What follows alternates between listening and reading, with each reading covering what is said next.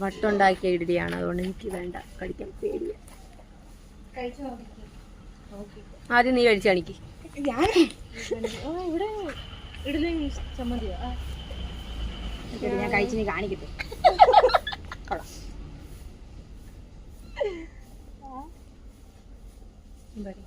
ചമ്മന്തി നോക്കാം. ചമ്മന്തി ചമ്മന്തി നീ ഉണ്ടാക്കിയാണ്? എല്ലാം ഞാൻ ഉണ്ടാക്കിയതാ. ഇതുണ്ട് പറ. കെട്ടിച്ചു വിടാനായി. കെട്ടിക്കാറായി.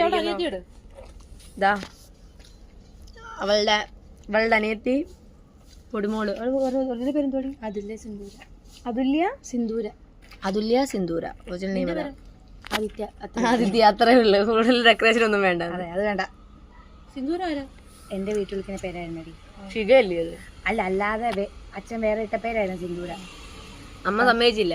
അല്ലല്ല, എ വെച്ച് പേര് വേണമെന്നില്ലായിരുന്നോ? എന്തോ നമ്മളങ്ങനെ ഒരു ഇതുണ്ടല്ലോ, എ വെച്ച് പേരിടണം എന്നുള്ള സാധനം. അങ്ങനെ ഉണ്ട്. ഐ മീൻ ആദ്യം എല്ലാത്തിനും വരും അങ്ങനെയുള്ള സാധനം. അയ്യോ, അതിന് അനുഭവിച്ചിട്ടുണ്ട് എല്ലാടും ഒന്നാമത്. അപ്പൊ അങ്ങനെ ഇട്ടതാ. അപ്പൊ എന്റെ പേരങ്ങ് മാറ്റി. പിന്നെ അച്ഛൻ ഭയങ്കര വിഷമം. പിന്നെ അവളുടെ പേരിന്റെ കൂടെ ചേർത്തു അതുല്യ സിന്ദൂര. അത് ഭയങ്കര ഇൻവെൻഷൻ ആയിരുന്നു. അതുല്യ സിന്ദൂര. കൊച്ചിന്റെ ഡാൻസ് ഉണ്ട് ഇന്നും കുമരഞ്ചിറ അമ്പലത്തിൽ വെച്ച്. നാട്ടിലുള്ളവരൊക്കെ പോയി കാണണം കേട്ടോ. മാമടിച്ചത് മാമിന്റെ അച്ഛൻ, അമ്മ, അനിയത്തി എല്ലാരും കൂടെ ഉണ്ട്. ചെയ്തവ എനിക്കറിയത്തില്ല. അതായത് അടയിൽ ഇത് കോരി ഒഴിച്ച് പുഴുങ്ങിയെടുത്ത് എന്നിട്ട് നാട്ടുകാരുടെ മുഴുവൻ ഞാൻ ഉണ്ടാക്കിയത്.